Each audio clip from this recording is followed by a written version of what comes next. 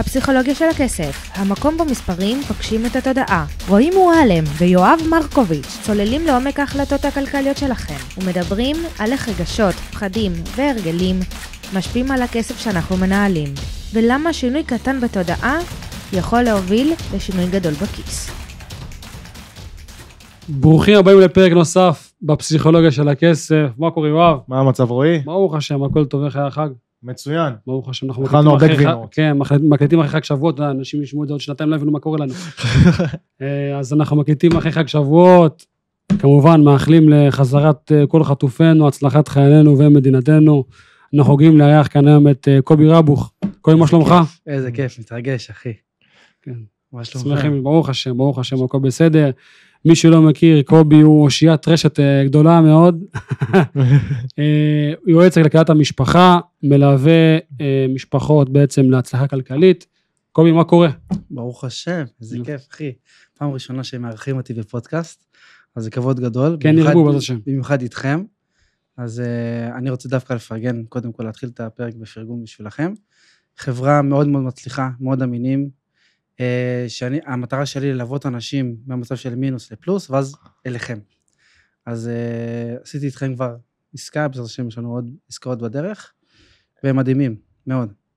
תודה רבה. קובי, ספר לנו ככה קצת על עצמך, מאין אתה, איפה התחלת, מאיפה להתחיל? מה אתה עושה? מהילדות, אתה רוצה מאיפה להתחיל? מה שאתה רוצה, אחי.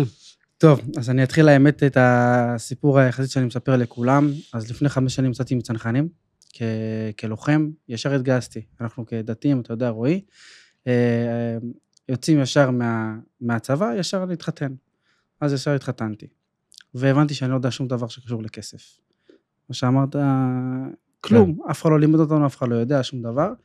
והדבר הראשון שחוויתי עם כסף, זה מישהו אמר לי, בוא תשים כסף אצלי, אתה מקבל 20% תשואה בשנה, מבטיח לך. וואו. אוי ואבוי. רק על זה אפשר להעביר פודקאסט שלם. חד משמעית, אז זה הדבר הראשון שזה, אמרתי, אני הייתי אברך. זאת אומרת, הייתי בישיבת הסדר, 1.5 שנה הייתי אברך. אמרתי 20%, שמתי את כל הכסף של החתונה שלי, כי באתי בחתונה הרי כסף. כל הכסף של החתונה שלי שמתי על האירוע. כמה זה? 70,000 שקל. 70,000 שקל, אוקיי. השיעור כמעט הכי יקר ששמתי. שמתי את 70,000 שקל, ואני באמת רואה שאני מרוויח כסף. באמת, כאילו, בן אדם מביא לי כסף. אוקיי. צריך לשכנע חברים, מביא חבר פה, 150,000 שקל בפנים. 3 חודשים אחרי זה, אני באמת מביא להם כסף. רגע, שכנעת החברים בואו תשקיעו כמוני, או שהיית... אברכים, אנחנו רוצים להרוויח כסף. אוקיי. פתאום תקשיבו, כסף קל, כסף מהיר. רגע, אבל כל הסכום שאתה רוצה... כל הסכום שאתה רוצה. גם 5,000 שקל? כן, אנשים שמו אצלי גם 2,000 שקל. וואו, זה נורא תזר, אוקיי. אוקיי, את זה אני לא ידעתי אז. ברור. אז אנחנו כמה שנקרא רוצים כסף מהיר, וזה קורה המון בישראל. שמנו את הכסף, 150,000 שקל, ובאמת אני רואה 3 חודשים, באמת מביאים לנו את היום אני יודע שזה שאריות. כן. ואז פירמידה. פתאום כל הדף נחיתה נעלם, הכל נעלם. ואני לא הבנתי מה הלוז. ואז הבנתי, אני חייב לקחת את עצמי בידיים. זה הדבר הכי רע שיש, לקחת לחברים שלך כסף, זה יותר גרוע מלהפסיד את הכסף של עצמך. ואז משם אמרתי, אני אקח את עצמי, אני אלך ללמוד את זה אני. הלכתי ללמוד שוק ההון. מה קרה שם אבל? מה זה היה? זה הפירמידה מן הסתם. זה פירמידה. לקח ממך ושילם להוא, ושילם לזה ושילם להוא. אבל איך הגעת לזה? כאילו מה, איך הגעת לזה? חבר אמר לי שהוא מושקע שם כבר הרבה זמן, וכל החברים שלו שם זה קריפטו. בסדר, הם שמים את הכסף אצלם באיזה ארנק דיגיטלי. וואו. ואז אני צריך ללכת למכור את זה, באיזה קהילה של קריפטו, מישהו אחר קונה את הקריפטו, ואז אני אקבל את הכסף לעוש. כל דבר אחד לא קונה ממך, זה עדיין מושקע בקריפטו. הקריפטו זה מוצר השקעה שאם אתה יודע לנהל אותו, הוא צועות מדהימות, אבל הוא מאוד מסוכן. אני אישית לא ממליץ בכלל מי שלא מבין בהשקעות, תתחילו בהשקעות רגילות, לא, צריך להתחיל השקעות נדל"ן, אחרי זה נקרא השקעה אלטרנטיבית. נכון. תגיד לי שאלה, ומה, יש לכם מושג מה קורה מהאדם הזה? שום דבר, הוא נעלם מהרדאר. והוא... ישראלי? הוא ישראלי, אבל הוא כביכול, אתה יודע, זה אח שלי, בח שלי, סמוך עליי, כזה. אז מהיום אני כבר לא אח שלי, בח שלי, היום הכל מסמכים, הכל עורכי דין, כתוב, קורה, לא כתוב, לא קורה. אוקיי, וככה אותנו מהנקודה הזאת, מה קרה אחרי זה? אמרתי לעצמי, זה הבושה והחרפה שהייתה לי באותו רגעים, אמרתי, אני לא יכול לראות חברים שלי אפילו, להסתכל עליהם בעיניים, על דבר כזה. אז האברכים אין להם כלום, אין להם כסף לנשום. אז אמרתי, אני חייב ללמוד את זה אני. אמרו לי, לך להשקעות, בהשקעות יש כסף. אז הלכתי להשקעות, הלכתי לשוק ההון, למדתי אופציות בינאריות, למדתי דיילי, למדתי סווינגים, כל מה שקשור לדבר הזה במכללת פסגות ברחובות, אם אתה מכיר. למדתי הכל 1.5 שנה, ואני לא עושה כסף. עכשיו אני, מה זה אתה לא עושה כסף, אחי, איך זה יכול להיות? כאילו, כולם עושים כסף, מה זה, מיליונים שם. אז הבנתי שאני צריך לקחת גם עוד לג אחורה, שזה צריך להכניס כסף. אני צריך לחסוך כסף בשביל שאני אהיה מה אתה עושה בזמן הזה? אני אברך, אשתי מכניסה 3, אני מכניס קצת בעבודות מזדמנות כזה כסף, לא מתנהל בכלל, אין לי מושג מה קורה לי בחשבון. היית בייניש, לא? הייתי בייניש. זאת אומרת, בוא רגע נסביר למאזינים, הוא עשה בסוף השנה להתגייס, עשה ישיבה, עשה 1.4 שנה צבא. 1.5 שנה. 1.5 צבא, וכדי להשלים בעצם את הגיוס לצה"ל, אז הוא עשה עוד 1.5 שנה, כמה שנתיים. נכון. ישיבה, בזמן הזה קרה מה שקרה, ונכנסתי שם באותה תקופה ל100,000 שקל חוב, הלוואות בחברים, מימון רכב, כל הדברים האפשריים זאת אומרת, מעבר ל-70,000 שהפסדת, הפסדת עוד 100,000 שקל חובות. שיש לי חובות בצד שאני צריך להחזיר אותם. בלי הכנסות. בלי הכנסות. אני יושב עם אשתי באיזה ערב, יושב על המספרים, מקבל שכר חורת, אני מבין שאני ב100,000 שקל חוב. טוב, זה לא השקעות. זה לא השקעות. צריך ללכת רגע אחורה. והבנתי שהיה לי מושג בהתנהלות כלכלית. ואני אמרתי להורים שלי, השקעות, מה אתם אומרים התנהלות, אבא שלי לא חסכתי מעולם, ואני לא אמשיך, לא יחסוך גם. זה המשפטים, כאילו, אתה מבין? ההשקעות זה מסוכן, זה הימורים, מה אתה עושה, כל מיני דברים כאלה. אז הבנתי, טוב, אני חייב ללכת ללמוד את זה בצורה מקצועית, הלכתי ללמוד את זה, הבנתי שאני שמץ של מושג איך להתנהל, חסכתי עם עצמי את הכל, צמצמתי למינימום, חייתי באמת על כלום, בשביל בעצם להגיע למצב שהתזרים חיובי. זאת אומרת, הפער בין ההכנסות להוצאות חיובי. זה הדבר הכי משעמם שאנשים לא עושים אותו. ואז רוב הישראלים הולכים ישר להשקעות, מעניין אותם נדל"ן, מעניין אותם שוק ההון, אבל הם לא מבינים שהבסיס, אם אתה לא בונה בסיס חזק, הכל הבניין נופל. אז זה מה שאני עושה היום, ואז גם אני רוצה להגיד, זה הפסיכולוגיה של הכסף. והבנתי שאני, כמו שאמרתי, נכון את האמונות המקבילות של ההורים שלנו וכל זה, שהם אומרים, זה הימורים, שוק ההון זה מסוכן, נדל"ן זה קופיננסי, כל החרטטנים האלה, שאין להם מושג מהחיים שלהם, אז הם אומרים כל מיני משפטים שעושים להם פה, דברים שליליים שעל כסף. והבנתי שזה קשור גם בכלל לאמונה, לחזון, לזוגיות. בסדר, אני נתקל בזה המון היום, שמבחינתי 3 שלבים להצליח עם כסף. זה הגעתי למסקנה שהיום אני עושה אותה, והיום זה השיטה שלי בעצם להצליח לגרום לאנשים להצליח עם כסף, שזה לאהוב כסף, לנהל כסף, ואז לעשות כסף. בשלבים האלה, כל עוד לא תעשו 3 שלבים האלה, הבניין ייפול ויקרוס. עכשיו, מה קרה בעצם משם? התחלת להתנהל כלכלית, ואיך הגעת בעצם עד היום לזה שאתה מלווה משפחות? וואו. טוב. היית שוטר גם באמצע, לא? האמת לא חשפתי את זה עד היום, כי אני קצת מתבייש בדבר הזה, לא יודע למה. עוד פעם, זה אמונה מקבילה שלי, כי אני חושב שאנשים לא אוהבים שוטרים. חשפת את זה כבר. אני אוהב שוטרים. יאללה. אנחנו אוהבים שוטרים. בסדר, אחי. אז הכל טוב. אז אמרתי, כל הרצון שלי היה תמיד לעשות שליחות. אז אמרתי, איך אני עושה כסף וגם שליחות? אבא שלי, לך להיות שוטר, לך להיות משהו שיכניס לך כסף כל חודש. משהו קבוע. משהו קבוע, בדיוק. כמו שזה לא מסוכן, אל תיקח סיכונים בחיים. עזוב אותך רכבת הרים, עזוב אותך איזה שטויות. טוב, הדבר הראשון שהלכתי לעשות, שוטר. הייתי 3 שנים שוטר. בזמן הזה התמקצעתי, למדתי את כל תחום אפשרי, שקשור לכסף, שקשור לפסיכולוגיה, NLP, זוגיות, השקעות.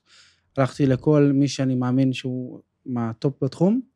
כמעט 250,000 שקל יצא לי מהכיס, בתקופה הזאת הלימודים וכאלה. מי שאומר שללכת לאנשי מקצוע זה לא טוב, אז נלך לחפש. שווה לשלם לאנשי מקצוע, גיל, צורך העניין. האיש עם הפטיש התארח פה בפרקים בעבר. נכון, פרק קודם. פרק קודם, כן. נראה לי פרק, אוקיי, יש פרקים שעוד לא עלו. יש עוד פרקים המחפנית. מכינים הפתעות. אז כן, אז ברוך השם.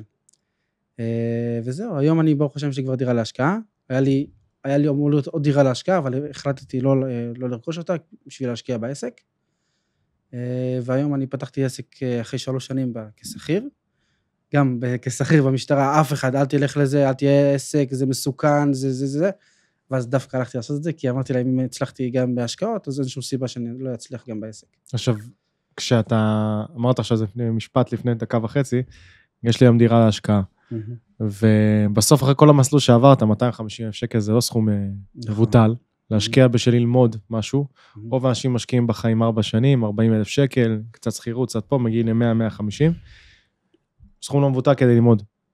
ובסוף זה המוצר שבחרת, אחד מהמוצרים שבחרת, כי אני מאמין שאתה גם משקיע בשוק ההון, כי כל מה אנחנו מדברים על זה הפודקאסט. הרצון שלנו שכל בן אדם יעשה גם וגם. איזון. איך בחרת את האיזון הזה? אחרי כל הלימודים האלה. תשמע, אני התחלתי קודם כל את הלימודים שלי מהניסיון המר בקריפטו, עברתי לניסיון המר בשוק ההון, ואז עברתי לנדל"ן. למה התחלת בשוק ההון וקריפטו? כי שם רוב העם מסתכל על שוק ההון היום. בגלל מה? דעתך? קל, ריבית גבוהה, יותר קל. עצלנים, למה זה תפס? למה זה תופס? כי זה באמת אנשים רוצים להרגיש עצלנים. אנחנו רואים את זה, אבל בסוף, זה טקיסטים בעיקר, שהם אנשים מאוד מאוד מאוד מאוד אנליטיים, והם צריכים לרדת לרזולוציות של IRR ו-BRR IRA, לא, אני מדבר על הצועות ותשואה פנימית ותשואה זה וככה, אבל לא שרק משכנתה, כן שרק משכנתה, בסופו של דבר לא מבינים שיש פה גם רגש, אוקיי?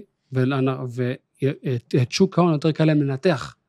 הם רואים מה הם מסיים, רואים מה הם מקבלים, קל להם לנתח, ונדל"ן, שאתה צריך לבצע פה אקטיביות, והם לא מצליחים לנתח את זה, כי פשוט אי אפשר לנתח, אז הם יורדים לרזות של מספרים. לכן, עוד פעם, נדל"ן זה הרבה יותר רגש, גם בשוק ההון יש רגש, פשוט הרבה יותר קל, הוא יותר נזיל, יותר קל לך ללחוץ אינטר, בעולמות של נדל"ן, יש לך עולמות של ריבית, משכנתאות, סוחר, 1,001 דברים, ולכן עוד פעם, אנחנו מאוד מאמינים בפיזור, כן? לפזר, להיות מפוזר, להיות מוגן,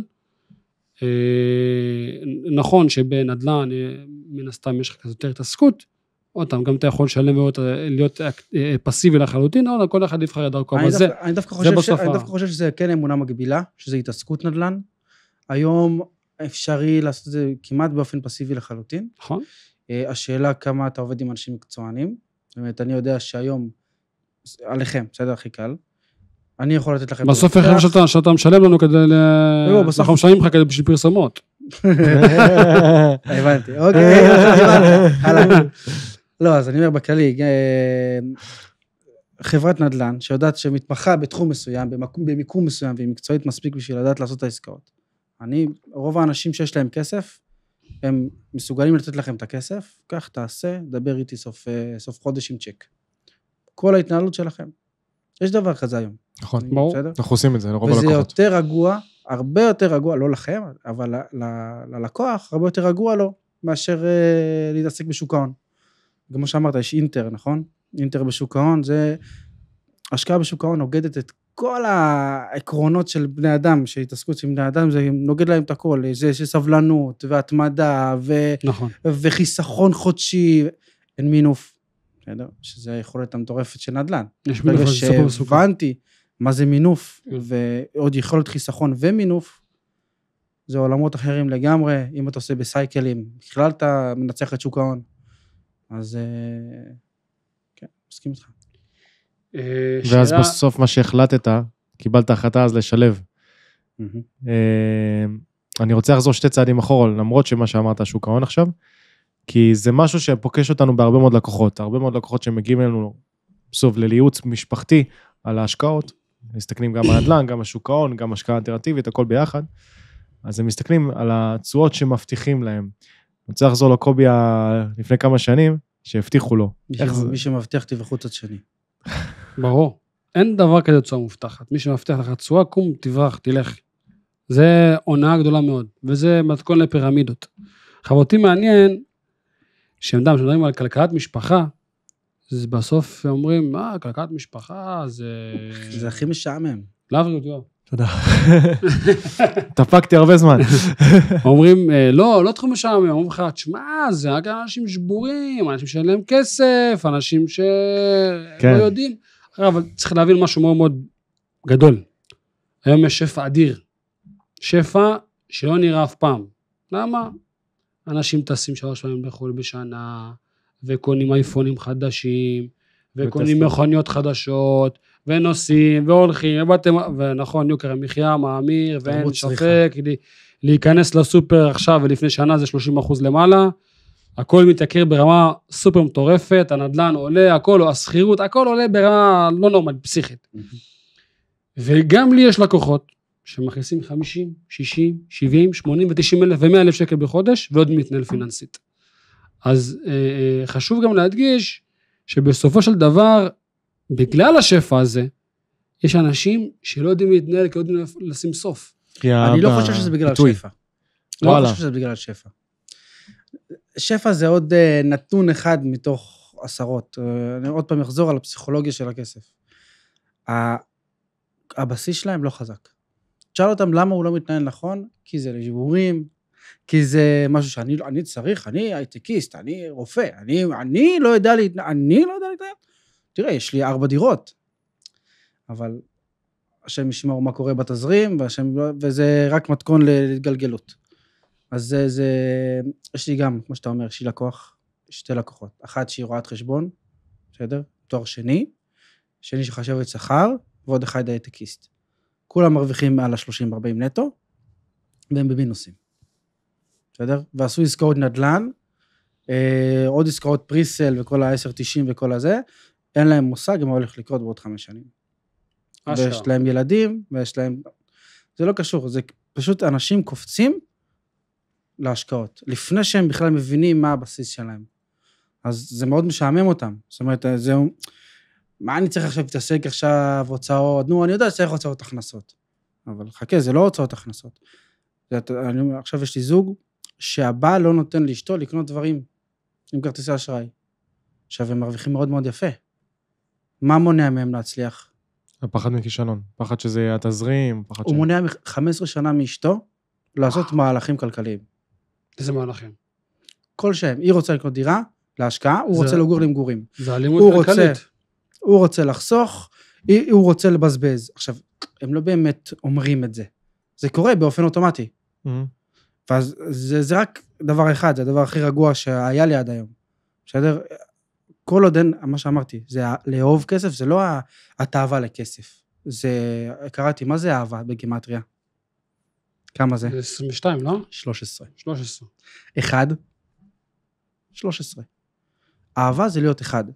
אם אתם לא 1, גם בתחום ההשקעות, בתחום ההתנהלות פיננסית וכו', אין זוגיות, אין אהבה, אין שום דבר, אין בסיס.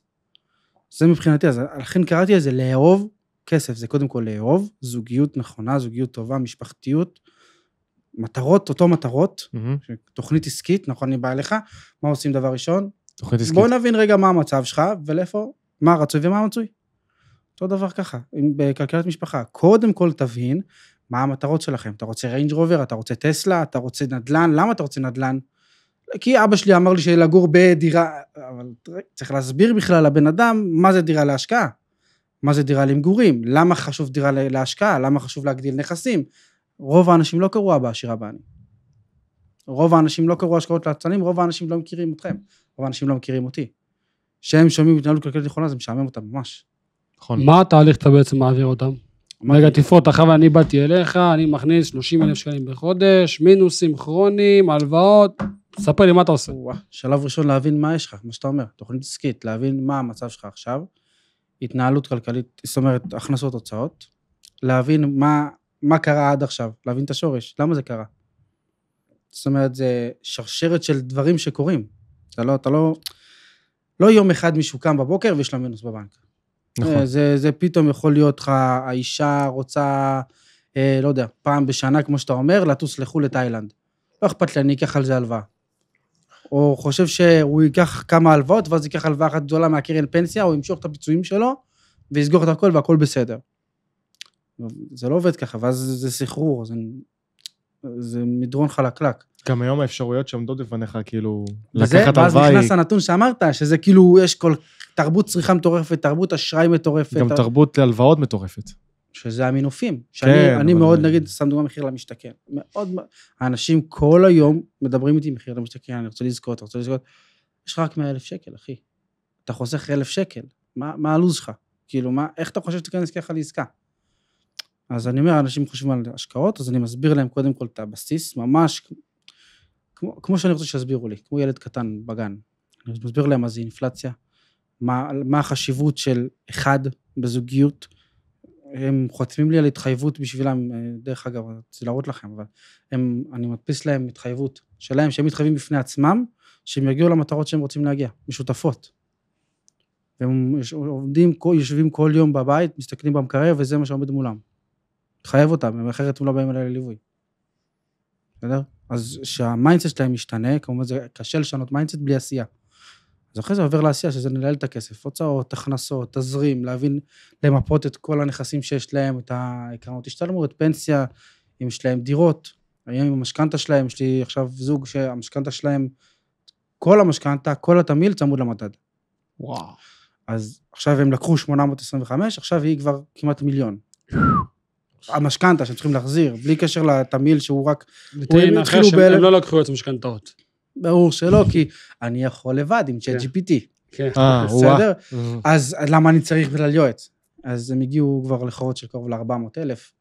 איזה כיף. לא משנה. אנשים בקיצור הם חוסכים את זה ב-7,000 שקל, פלוס מה, הם לא חוסכים את הכל. שתי מים. כן, כן, חם לי. כן, התרבות הזאת, אבל היא מטורפת, כי בסוף, בתוך הגם שלקח אנשי מקצוע, כחלק מהדרך שלו, גם המקצועית, גם לפני שהייתי עצמאי, וגם היום אני אקח אנשי מקצוע. ערכנו פה באחת הפרקים בעבר, זה היה פרק דעתי 5 או 6, את טלדל, שזה היועצת עסקית שלנו, גם אנחנו לוקחים אנשי מקצוע. זה חלק מהעניין. נכון. כדי להתפתח, אתה צריך שאנשים שיעזרו לך, כי אתה יודע להיות מוקד בעבודה שלך, או בתור הייטקיסט, או בתור רואה חשבון, או בתור איש מקצוע, אבל אתה לא יודע להיות ממוקד בדברים אחרים. גם אני חושב שזה מאוד מיותר. זה כאילו, אני אישית לומד מהאנשים הגדולים. זאת אומרת, תראה את, לא יודע, אנשים מקצועיים שהם לא יעשו לעולם פעולות לבד. הם תמיד יעדיפו לשלם כסף על זמן. נכון. אני גם מסביר לאנשים שזמן זה ערך יותר חשוב מכסף. אנשים לא מבינים את זה, כי הם כל הזמן במרדף אחרי היום-יום, והם לא באמת למדו מה זה אומר. אז... כמה זמן לוקח תהליך כזה? בממוצע, כן, זה משתנה בין לקוח ללקוח, אבל בממוצע, בערך כמה לוקח לך? בממוצע, תוך 4 חודשים, אני יכול להוביל אותם למצב, אם עושים את המשימות כמו שצריך, אני חוסך קרוב, היום נכון להיום, הנתונים שלי בין 3 ל-4 אלף שקל כל חודש, בלי לשנות רמת חיים. רק בייעול. מדהים. וואו. מה פרופיל הלקוחות שמגיעים אליך? וואו, כל הסקאלה, בדרך כלל משפחות עם ילדים בעיקר, הרוב דתיים חרדים, לא יודע למה, כנראה דומה מושך דומה, אבל כן, הם בסוף מגיעים אליי, זה אנשים שכן שתיהם עובדים, יש כאלה הייטקיסטים, כל האנשים בערך בסקאלה, אבל מרוויחים מעל 20,000 מרוויחים. זאת אומרת, רוב של האנשים מרוויחים מעל השכר הממוצע המשק למשפחה, ועדיין מתנהלים כלכלית לא נכון. אף אחד לא לימד אותנו, אמרו לך לך תעבוד, כן. ואז מה? תקנה בית. יהיה בסדר. יהיה בסדר. קח הלוואה, תקנה רכב, קח הלוואה, תסלחו, קח הלוואה. מי מלמד אותו שצריך תקציב לכל דבר? מי מלמד אותו שצריך להפריד חשבון? אני רוצה לפתוח עסק. להפריד חשבון עסקי נכון. מי? אף אחד. עכשיו, זה לא בעיה באמת שלהם. אף אחד לא באמת מלמד אותנו את זה. עכשיו... אגב, אני ניסיתי להיכנס לכמה בתי ספר, כן? מה, ללמד נדל"ן? לא, ללמד התנהלות פיננסית. מה זה אינפלציה, מה זה ריבית, מה זה השקעות. שצריך לדבר כמו ילד בן 0, שרק גגה בא, ככה. ואתה אומר, תשמע, אני רוצה לבוא לכיתות י"א, י"ב, לפני שהם נכנסים לצבא, ויודעים מה זה, בכלל מבינים משהו. אתה נתקל בחומה. כן. אתה נתקל בחומה, אין לי מי לדבר. כאילו, כלום לך, וואו, איזה רעיון מגניב, אני אטפל בזה, אני נותן להם נעלות. שום דבר לא קורה. אין פה רעיונות פיננסית, מישהו רוצה שתישאר בור. והיום יש לך פודקאסטים, ויש לך קבוצות פיננסיות, ויש לך ערוצים כלכליים, ערוץ 10, שכל כלכלה, ועדיין אנשים לא יודעים מה זה אינפלציה, מה זה ריבית, לא יודעים מה זה כלום. אתה חושב שזה באמת מעניין אנשים? לא באמת. כאילו, תחשוב רגע, אתה עכשיו לא מהעולם. לא בעולם, לא קשור. חיית לתוך העולם, בסדר? אתה לא קשור, אתה רק פתחת טיק טוק. מה הדבר הכי קל שיקרה לך? ללמוד על כלכלי או לא? לא, תתעסק עם שטויות שם. ללמוד, הנה, הוא קנה טסלה, הוא קנה למבורגיני, בוא תלמוד אצלי קריפטו, כי אצלי תעשה מלא כסף. כן, זה בסוף המוצר שהם מוכרים לך. ואז אם אתה חייל משוחרר בכלל, יש לך פיקדון מושלם, בוא אליי גם לליווי, מלא, ותקבל כלים, ואתה רוצה להרוויח 30,000 שקל, בוא אליי למחירות, בוא אליי לקריפטו, בוא אליי לדרופשיפים, מי מלמד אותך עכשיו? אתה צריך כולם, בסוף אני אגיד לך, אני חושב שזה נובע גם במקום של, יש פה איזושהי גם בועת נדל"ן, בסדר? זאת אומרת שכבר צעירים, לא יודעים איך לאכול את הנדל"ן, וכאילו הכל עולה, במחירים מטורפים, היום זוגות צעירים בקושי מסוגלים להכניס, לא יודע, לחם הביתה, בסדר? אז הם אומרים לעצמם, מה יותר קל לי? להשקיע את ה-100-200 שקל שוק ההון, או עכשיו ללכת לחשוב איך לחסוך 200,000 שקל, ואז להגיע לנדל"ן במינוף. עכשיו אני אומר להם, למה? אל תחשבו ככה, יש לכם עוד 5-6 אלף שקל כל חודש שאתם חוסכים? אפשר לקחת על זה מינוף. ואתם עובדים כבר 5-6 שנים, כבר צברתם את זה, לקצר לדרך, בקיצור. כן. אפשר לעשות את זה. זאת אומרת שפשוט אנשים לא יודעים. והולכים לכל דרכים הקלות. שמוכרים להם, בדיוק. קובי, אני רוצה לשאול אותך שאלה קצת טריקית ככה. אני זוג צעיר עכשיו, בן 28, הגבר יצא מ-8200, הלך לעשות תואר ראשון, במדעי המחשב, עובד בהייטק, האישה הלכה ללמוד תעשייה וניהול, אילוסטרציה. איך אתה מביא אותנו לחיסכון הזה, ומה אתה חושב שיקרה אם אנחנו לא נחסוך ונעשה פעולות אקטיביות בנדל"ן, בשוק ההון, לא משנה באיזה עולם נבחר, ועדיף שניהם. ומה יקרה? עוד 10 שנים, ככל הנראה לא יהיה מעמד ביניים, יהיה רק עשירים ועניים, ואני מאוד מאוד מקווה שאני טועה. אני מסכים דרך אגב, אני מאוד מסכים עם האמירה. האנשים שעושים פעולות אקטיביות עכשיו, לא בבזיזות, אלא בלמידה, ואנשים מקצוע טובים ואיכותיים ואמינים, יקצר לעצמו את הדרך להגיע למצב שהוא מהיזמים, המצליחים, אלה שבהשכלה העשירה יותר, ומי שלא, אנחנו נהיה הודו.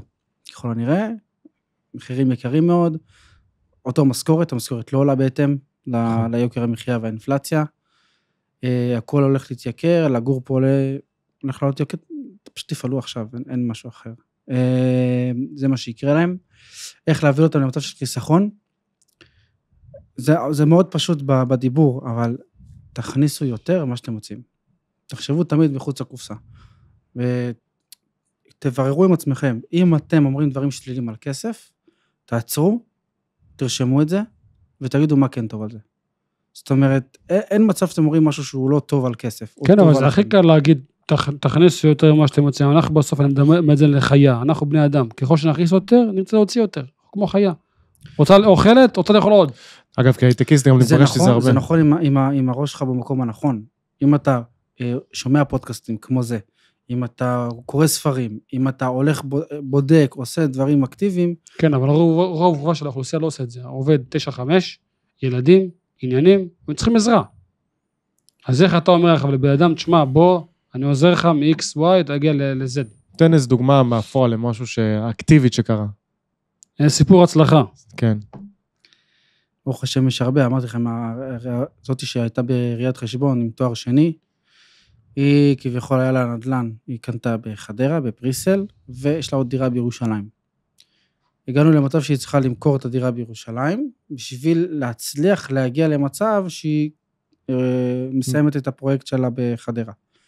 עכשיו זה הפסד נוראי, מי שמבין קצת בנדל"ן, ירושלים, חדרה, שתי עולמות שונים, והיה לה עוד חובות של 200,000 שקל. והיא לא רצתה לא ייעוץ משכנתא, לא רצתה שום דבר.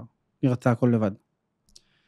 אז ברגע שהסברתי לה את כל הדברים, עשינו את התהליך המלא, הם היום, ברוך השם, מצליחים לחסוך, הם היו ב8,500 שקל תזרים שלילי, הם היום ב4,000 שקל חיובי, והם, מה שנקרא, בלי חובות בכלל, ועם דירה להשקעה, והם עכשיו כנראה עוד מעט, הם רוצים לדבר איתי על עוד דירה להשקעה. מדהים. אז...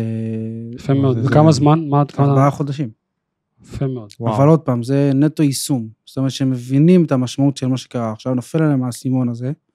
בן אדם שהכל טוב לו והכל נוח לו, והוא ב8200 ולומד וזה, אין לו איזה נקודת כאב. זאת אומרת, לא קרה לו כלום.